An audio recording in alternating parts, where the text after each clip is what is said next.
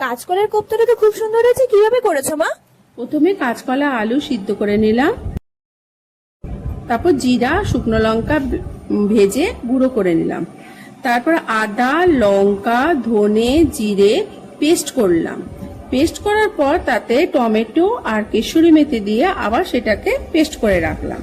এবারে কাঁচকলার খোসা ছাড়িয়ে কাঁচকলা আলু, তার ভেতরে একটু লবণ সামান্য, তারপরে ওই ভাজা মশলার গুঁড়োটা দিয়ে ভালো করে মেখে গোল গোল ছোট ছোট বলের মতো তৈরি করলাম। বাহ, সুন্দর তো।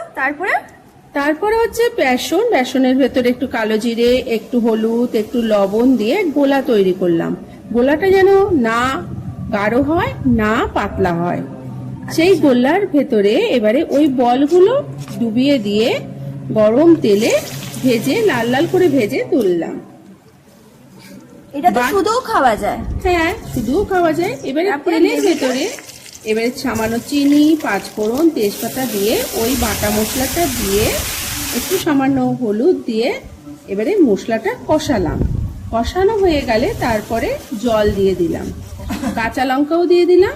এবারে ফুটলে জলটা তখন ওই ভাজা বলগুলো দিয়ে দিলাম।